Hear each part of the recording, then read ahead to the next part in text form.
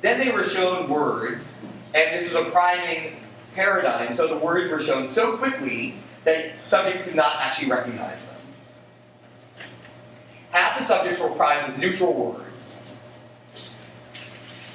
The other half of subjects were the priming words included words that were selected to be reflective of stereotypes of African Americans. They weren't hostile words, and they weren't sort of outright negative, but they were chosen based on pretesting to reflect stereotypes that people in the culture might have about African Americans. So one example of a word that would be primed in the stereotype priming condition would be single mother. That was one example of a term that through pretesting that researchers identified was a stereotype associated with African Americans. Again, not overtly hostile, but a stereotype nonetheless.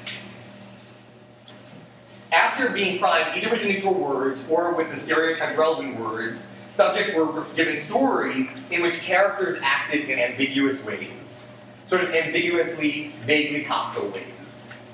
So, in one example of one of these stories, you hear about Donald, whose racial background is never specified, buying something at a store, and then immediately demanding his money back from the cashier after paying for it. So it's sort of this weak, sort of strange, a little bit hostile behavior. Subjects are then asked to evaluate Donald. What's Donald like? How hostile is he? And subjects then evaluate Donald on a whole host of negative attributes. What they found in this part of the study was that regardless of level of prejudice, and this is explicit prejudice measured by an adjective questionnaire, regardless of level of prejudice, everybody who was exposed to the stereotype relevant words in the priming paradigm, they tended to rate Donald in a more hostile way than did those individuals, again, regardless of level of explicit prejudice, who were primed with the neutral words.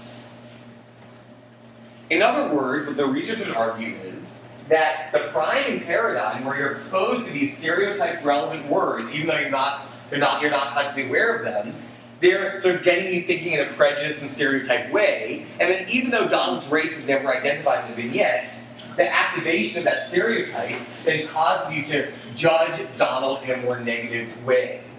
Basically, the stereotype words that are primed unconsciously activate this sort of negative position and prejudice that you then put onto Donald.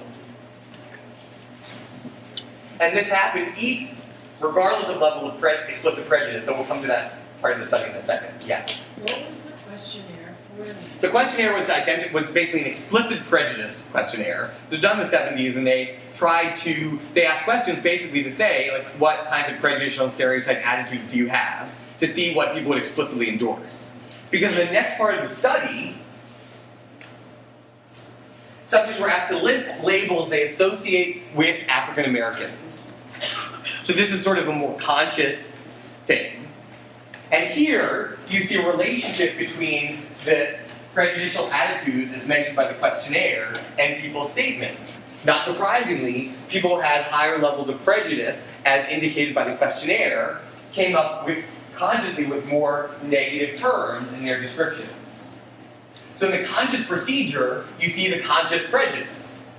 But more importantly, what the authors argue is that in the implicit procedure, where you simply prime the stereotypes, everybody is affected by them, and it doesn't matter if you're high or low in prejudice. What the priming studies aim to show is that we all carry prejudice and stereotypes within us, even if we consciously control it.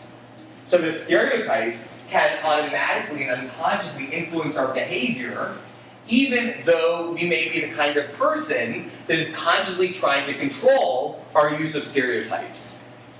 And this then is one reason why stereotypes have such wide-ranging impact on behavior and judgment and interpersonal relationships, because even no matter what your explicit conscious level of prejudice is, even if you're somebody trying to control stereotypes and prejudice yourself consciously, in those automatic unconscious ways, we can be affected by stereotypes. And what these researchers argue is, basically, you need to attack stereotypes at a cultural level. Because once they're there, once you're aware of them, they influence your behavior in unconscious ways, even if you're constantly trying to control it. So people who say, I'm not a prejudiced person, I don't have stereotypes, what they're doing is consciously controlling the prejudice and stereotypes. But the priming studies suggest that the stereotypes and prejudice can influence our behavior on a less conscious level, suggesting the need for sort of a more macro level solution, because once the stereotypes are there, it can influence behavior on a more unconscious level. The second research tradition is to measure individual differences in the strength of these implicit kinds of prejudice. And there is now quite a lot of research and controversy on this thing called the IAT, which is known as the implicit associations test. You can take one online and find out how prejudiced you are at projectimplicit.net. The basic idea of the IAT, without giving too much away, because I think it's actually interesting to go look at and try for yourself, is that people's associations between concepts reveal implicit biases. So, to the extent that you have positive associations with one group and negative associations with another group, even though you might consciously not reveal prejudice or stereotypes to that group, it will be revealed in the way you respond in a task where you are connecting different groups with different evaluations. So it's a reaction time task. You make key presses to different sorts of pairs of terms. So if you're looking at an IAT that would look at, for example, implicit ageism, you'd have words that reflect different age groups and words that reflect different evaluations. And what the implicit association test is going to do is to see whether you are relatively faster to put young and good together and relatively faster to put old and bad together. And to the extent that you more rapidly associate old with bad and young with good, the creators of the IAT would say that reflects implicit ageism. If you go on the Project Implicit website, you'll see that there have been implicit associations tests created for lots and lots of different possible kinds of stereotype and prejudice, being most widely used in literature on racism. There are lots of different ones. But the idea is that we can't explicitly ask people about these things, but even though they're implicit and they're unconscious, they may, if not the case that everybody is identical, so these researchers really argue you can look at individual differences to the extent to which, even though we all have some implicit prejudice,